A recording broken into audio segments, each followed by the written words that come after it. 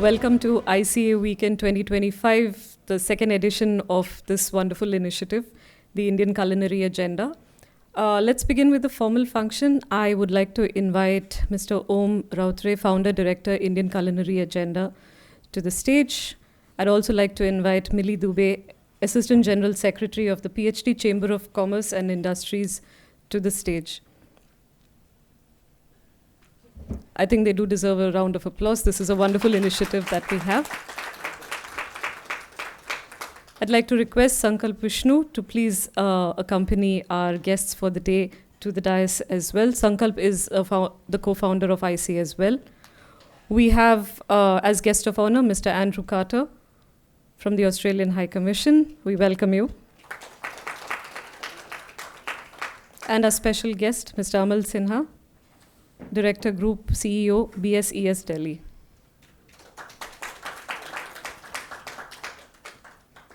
I'd like to invite Mr. Om Routray, the Founder Director of the Indian Culinary Agenda, to give us the welcome address.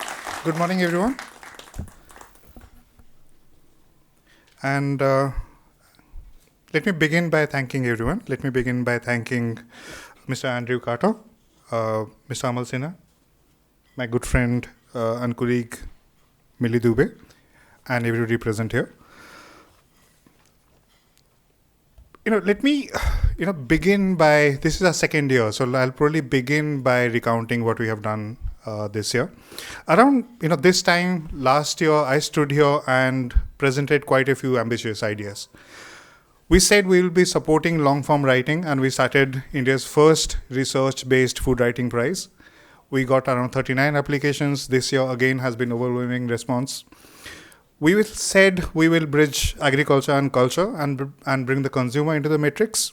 So we brought scientists, entrepreneurs, chefs, academicians, and artists under one roof. We said we want to broaden our understanding of food diplomacy, and Australian High Commission has been forthcoming year after year. We could not have asked for a better beginning.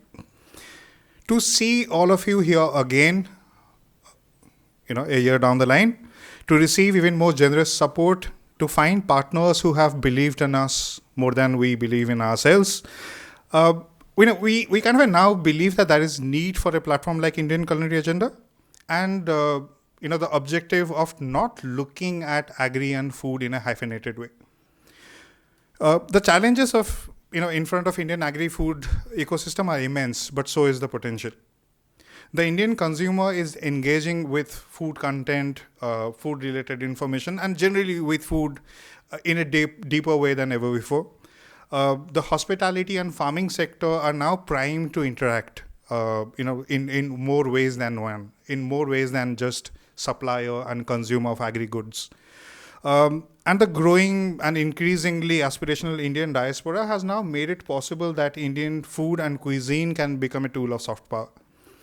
As an agri-food think tank, Indian Culinary Agenda in 2025 is looking to bridge policy, media, industry, and academic ecosystems for partnerships and projects that will probably help us look at food and agri in a new way. To have BSES, PhD Chamber of Commerce, South Asian University, and the Australian High Commission in one room to talk about Indian dairy is probably a proof of that concept. I'm probably allowed being optimistic this year. I thank you all for being here, our partners on the podium and the audience. A lot of brilliant minds will speak from this podium over the next 48 hours. And I hope you find the content both engaging and enriching. Thank you again, and I'll not keep you from our next speaker. Thank you, Om. More power to ICA in the coming years. I'd like to now invite our guest of honor, Mr. Andrew Carter, Trade and Investment Commissioner for South Asia, Australian High Commission in India, to address us. It's wonderful to be here with you all this morning. Wonderful to be with you all. So firstly, just a big thank you to the organisers of Indian Culinary Agenda Weekend Symposium for the opportunity to speak with you today. Indian Culinary Agenda is an exciting concept, actually, a forum for food researchers, writers, artists, content creators to discuss and explore what's next in Indian food. As an Australian Trade and Investment Commissioner here in India, it's a real privilege for me to be tasked with promoting some of the best goods and services Australia has to offer. Food and beverage affords plenty of great examples. Australia's high-quality food and ingredients have caught the attention of discerning customers as well as chefs worldwide. It was a great delight for me, one of the first things I found here, to discover how popular MasterChef Australia had been with Indian audiences and how widely watched that was across the region. And it means that shows like that help with a growing number of chefs becoming quite partial to Australian ingredients and products in recognition of their quality, taste and versatility. Australia's premium food and beverage provides unique culinary experiences, and our products are known for their high quality, clean, green and safe provenance. Australia's got strong regulatory bodies and frameworks, and that helps ensure food safety and quality standards are maintained. India's large and growing consumer class are more open than ever to imported food and consumer goods, and that's based on increased exposure, international travel and higher incomes. So there's a focus today on dairy, which is quite timely. Changing lifestyle patterns, health consciousness and taste preferences are lifting demand for milk and high-value milk products. The scale and growth potential of the Indian market makes it attractive to Australian exporters. The number of food categories imported into India continues to grow, and retailers are increasingly able to consider stocking imported perishable items as cold chain logistics strengthen. At the Australian Trade and Investment Commission, we can help Indian importers that want to find Australian producers and exporters of some of the world's best premium milk-based products. India is home to a vast and varied dairy industry, and in my own personal experience, I've been delighted to try some amazing locally produced cheeses. I've grown very fond of paneer curries and, of course, butter chicken.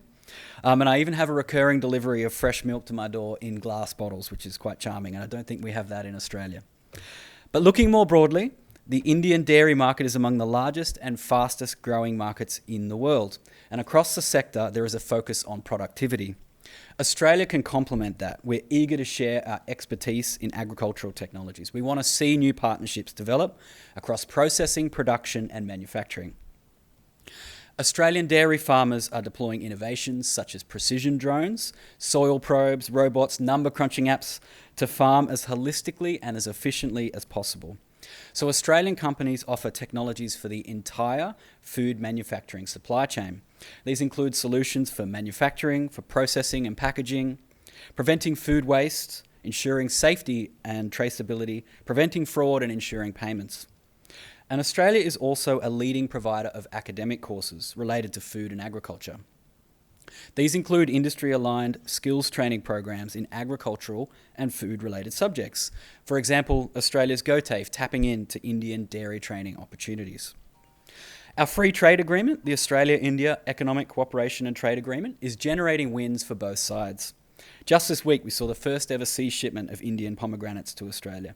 And there's potential to see even more mutually beneficial growth in bilateral trade under a full comprehensive economic cooperation agreement. So looking ahead, we see the future is bright and we hope to see more partnerships and more Australian products on Indian plates. So we wish you every success with the Indian Culinary Agenda Forum this weekend. Thank you. Thank you, Mr. Carter. And here's hoping that food opens many more borders and many more relationships across the world. I now request our special guest, Mr. Amal Sinha, Director Group CEO, BSES Delhi, to address us. Thank you, Indian Culinary Association and Founder Director Mr. Omar Routray, Shri Bhaumik, and privileged to meet Andrew. When I was told to speak something on this agenda, I was really not sure, and I had not made much research on this. But when I stand here, it's a very, very interesting and challenging, subject. Not from the culinary point of view, but from the perspective of me professionally as leading a power distribution company who is basically working on energy transition.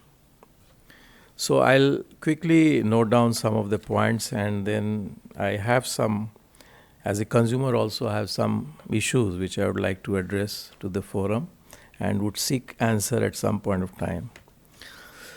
It is a privilege to address such a distinguished gathering at this culinary function where we celebrate the art of cooking. However, today I would like to talk about an equally important ingredient in every kitchen, that is energy.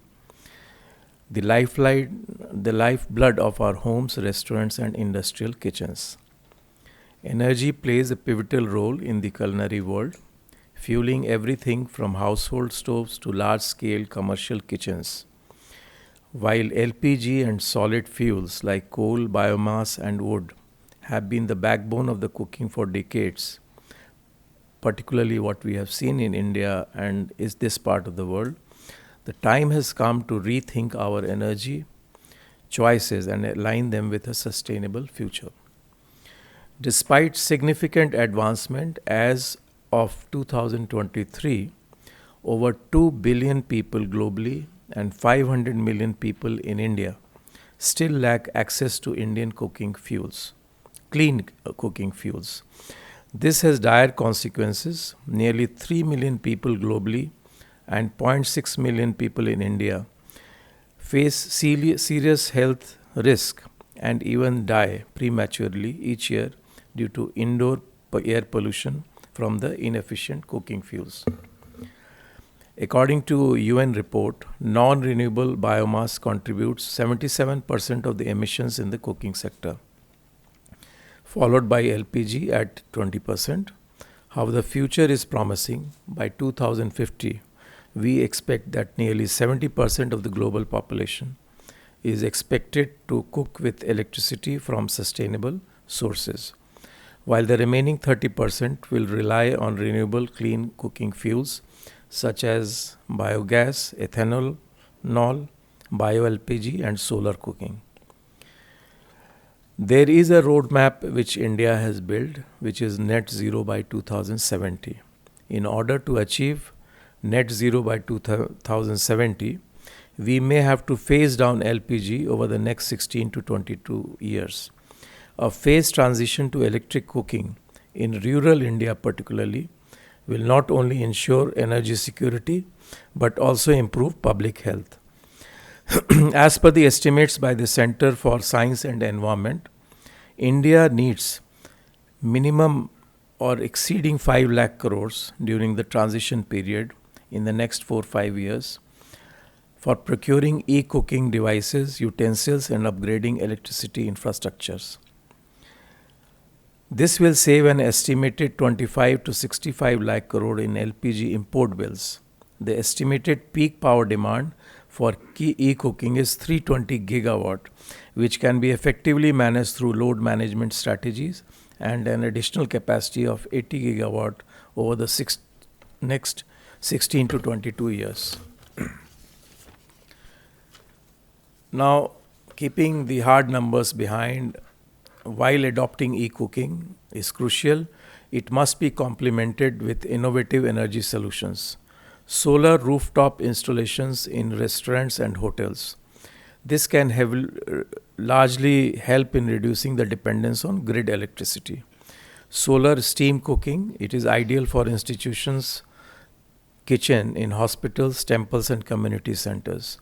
Battery storage solutions enabling 24/7 renewable energy availability. Electric mobility for food delivery.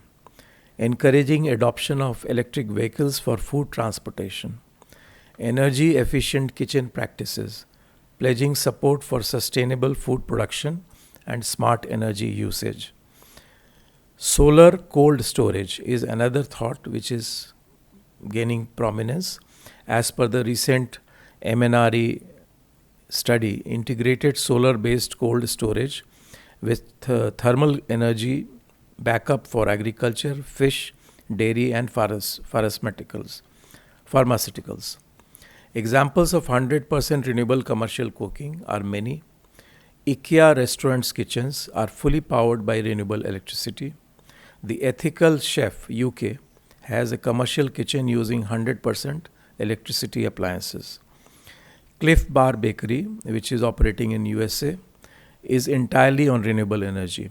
In India, you would be happy to note that Shri Temple Kitchen saves about 1 lakh kgs of LPG annually because they are moving towards a greener energy adoption.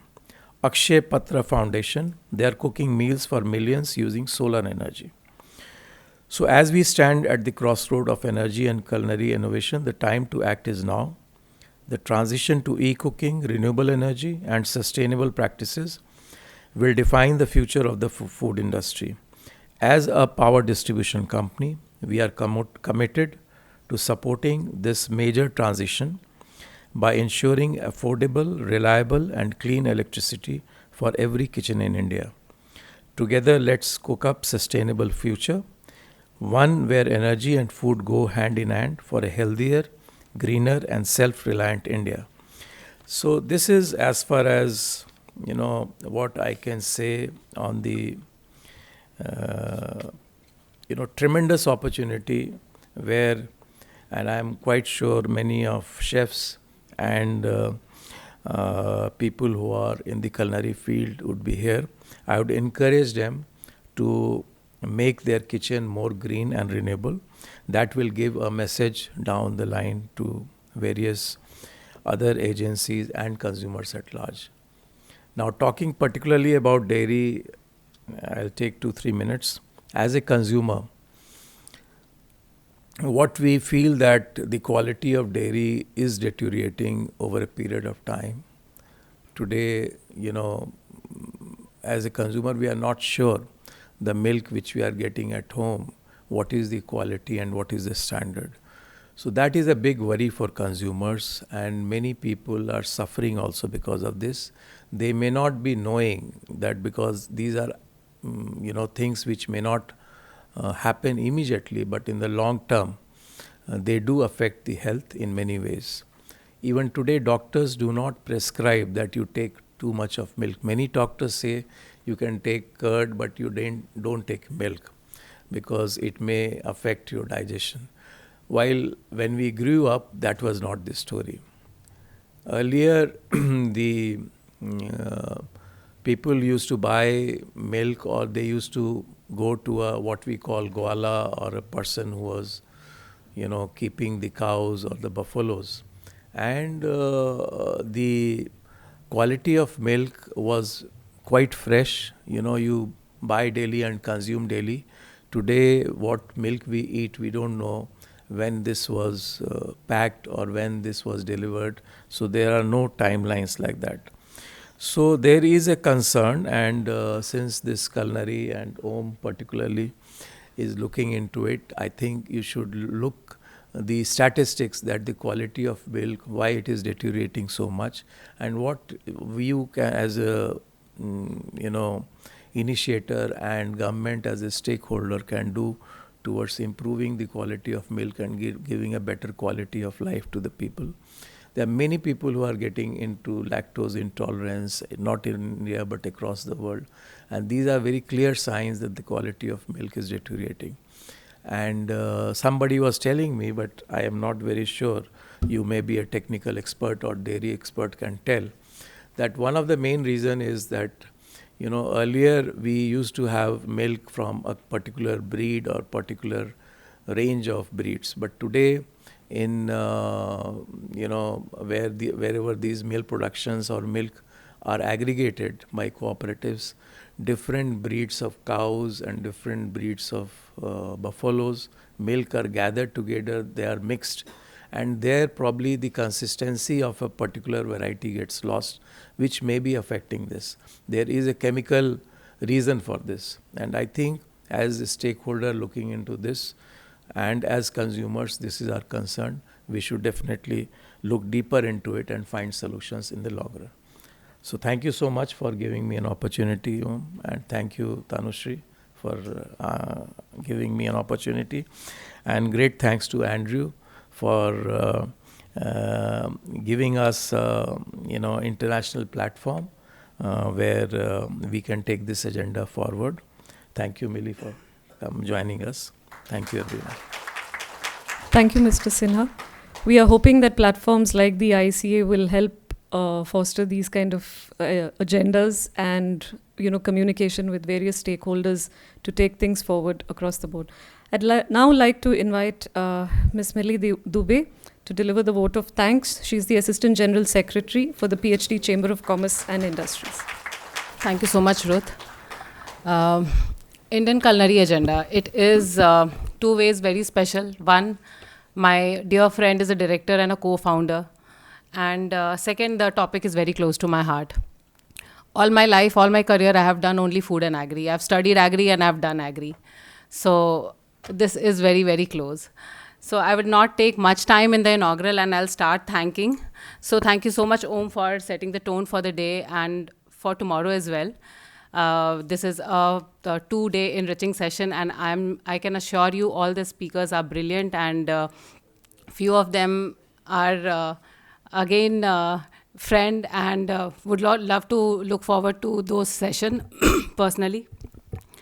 Then moving on, I would like to express my sincere thanks to Mr. Andrew Carter for focusing on the future collaboration and in strengthening the relation between India and Australia, and coming on board on this forum is a testimony of your welcome hands towards this agenda. Really thank you for that. And secondly, Mr. Amal Sinha for talking all the innovative, sustainable and energy solutions in dairy and in cooking and in culinary in general. So thank you so much, sir, for your insightful, and you took so much pain to come up with the statistics and the datas to enlighten us about it. So thank you so much for that. Last but not the least, all the Indian Culinary Agenda team who had worked tirelessly to put this together. And I know how beautifully they have curated all the sessions, and the speakers are brilliant. So I'm also looking forward to the day. And with this, I thank you again, Om, and your team. Tanushri, not to mention, so she is one of the pillars of this culinary agenda. So thank you so much, everyone, for coming and joining in. I can assure you a very good 2 days session. Thank you. Thank you so much. Thank you so much, Mili. May I please request the dignitaries on the stage and Mr. Carter as well for a photograph and to accept a token of our appreciation for taking time out to be with us today.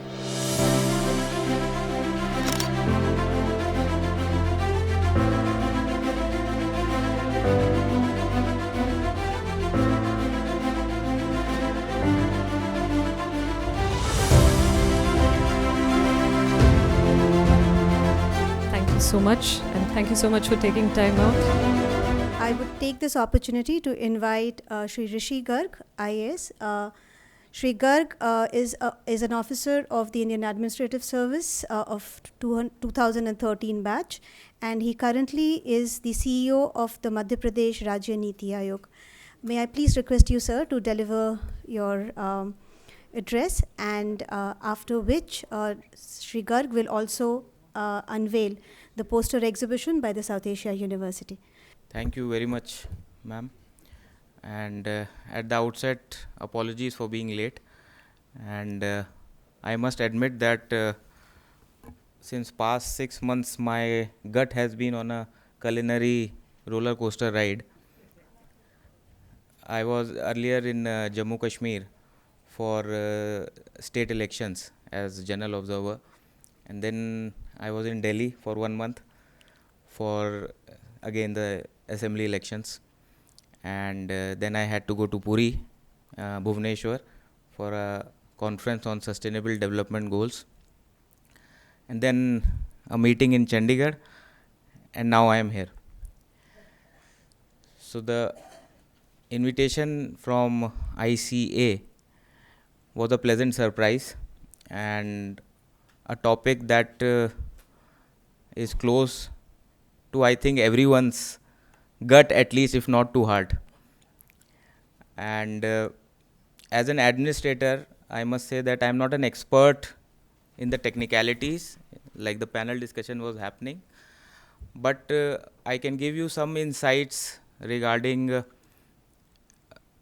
an IAS officer and what role administration can play in promoting the sector. I think the theme is the dairy sector, and I can share some insights from my own experience as district collector. I was district collector before my present assignment in state Niti Aayog. I was district magistrate in Harda district. It's a small district in Madhya Pradesh near Bhopal. It's 3 hours from Bhopal, and agriculturally very prominent district. And lot of agriculture as well as allied activities take place in Harda district, including dairy sector. In fact, the farmers of the district are so entrepreneurial that one of my chief medical officer who just retired, he along with his son has put up a dairy farm, and they are supplying one of the finest milks in the city of Bhopal. As an administrator and someone who enforces or implements government policies, it is also my duty to enlighten the audience about some schemes that the government is already has launched in agriculture as well as agriculture allied sector, including one of the schemes like Agriculture Infrastructure Fund and other such schemes in which young entrepreneurs, like some of you might be interested in having your own startups in this field.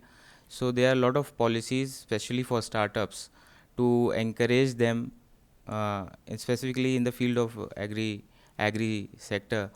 And one major push that Government of India as well as state governments are putting is in agtech companies, because Honorable Prime Minister as well as I can say for my state Honorable Chief Minister of Madhya Pradesh, they have been specifically very keen on promoting this sector, agri and allied sector, as well as promoting new startups in this field.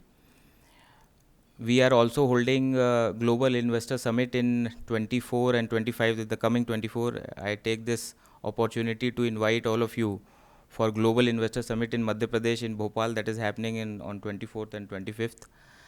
And one of the sessions in that would be dedicated to this sector of agri.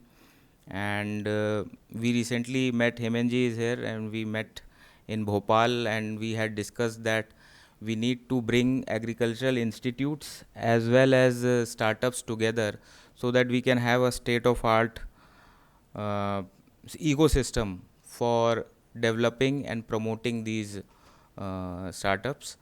At the same time, there is a lot of scope for cooperatives and FPOs to come up and do their own bit in this whole ecosystem of this sector, including the dairy sector.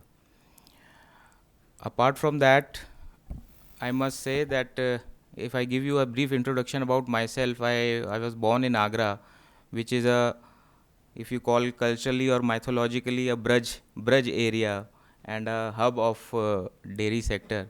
And then I moved to Bhopal, the city of Nawabs, which is in itself a heaven for culinary delights. And then I moved to Bhopal, which is a city of Begums and is known for its own culinary expertise.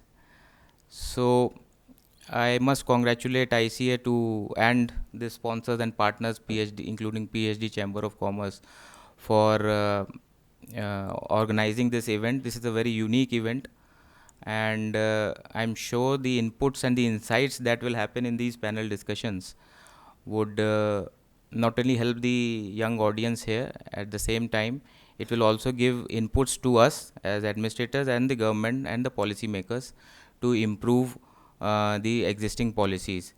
I, as a CEO of Madhya Pradesh State Niti Aayog, would like to invite partnerships with the institutes, private institutes or NGOs who would like to work in Madhya Pradesh specifically and help us improve the policies, state policies in this field as well. I once again congratulate ICA, and I wish that this seminar is successful and gives a good results in future. Thank you so much.